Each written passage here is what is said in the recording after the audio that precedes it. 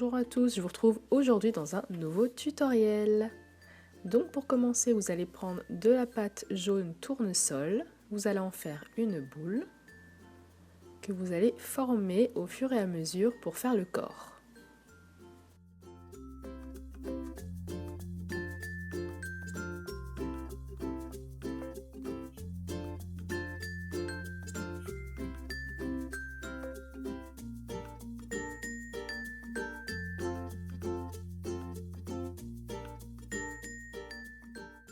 Ensuite, vous allez prendre de la pâte noire que vous allez mettre en boudin et vous allez y couper 2 morceaux.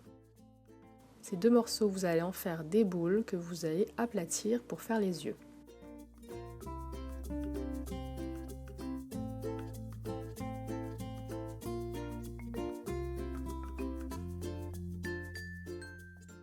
Ensuite, vous les disposez sur le corps.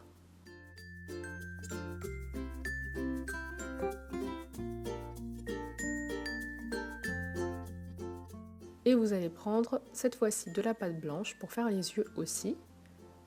Vous allez en faire un boudin, vous allez en couper 2 morceaux, vous allez faire 2 boules que vous allez reposer sur la partie noire. Donc attention, il faut les mettre de côté de manière à bien voir le noir sur le côté en fait.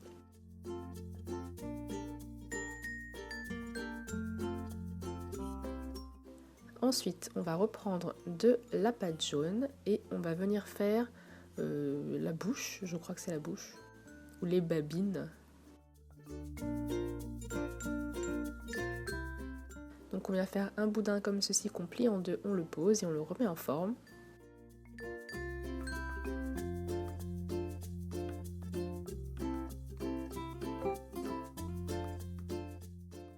Ensuite, je prends de la pâte noire pour faire le nez, donc je fais une boule que je fais légèrement ovale.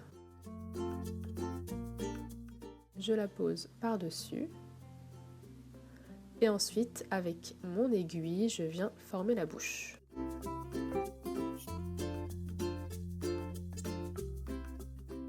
Ensuite, je viens encore faire un boudin, je coupe les 2 extrémités que je vais garder.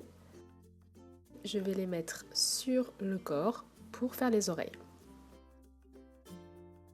Donc je viens bien attacher mes petites oreilles comme ceci, je les soude au corps de manière à ce qu'on ne voie plus de démarcation.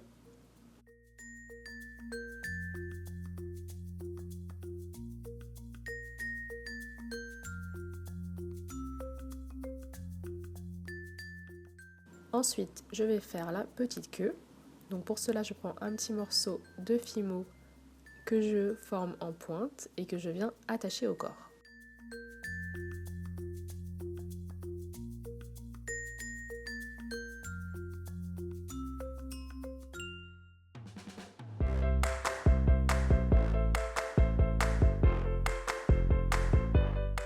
Ensuite, je vais faire les bras et les jambes.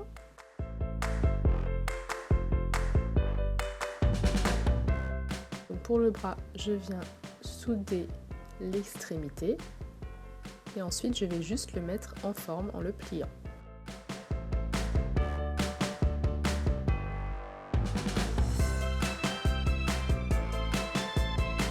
Je coupe ce qu'il y a en trop. Je viens former l'autre extrémité pour pouvoir faire la main.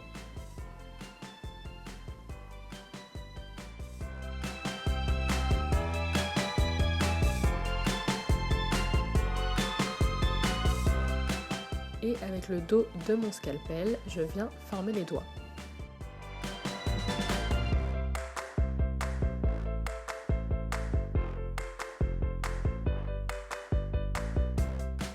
Ensuite, pour les jambes, je fais la même chose, je viens souder les extrémités.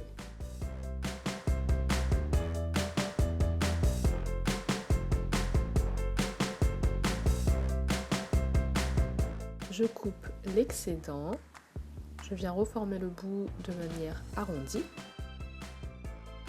et ensuite je vais venir plier le bout des jambes pour faire les petits pieds.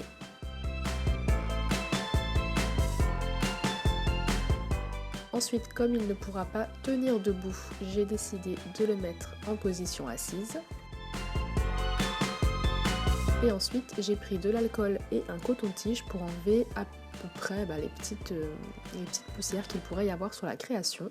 Donc j'ai appris ça dans les vidéos de Sugar Charm Shop et je trouve ça très très pratique, donc bien sûr il faut le faire avant cuisson. Ensuite on le met 30 minutes à 110 degrés au four. Et ensuite notre petit Jake est terminé. Donc vous pouvez le vernir à votre convenance, le faire en porte-clés ou en ce que vous voulez. Je vous dis à la prochaine pour un nouveau tutoriel, bisous!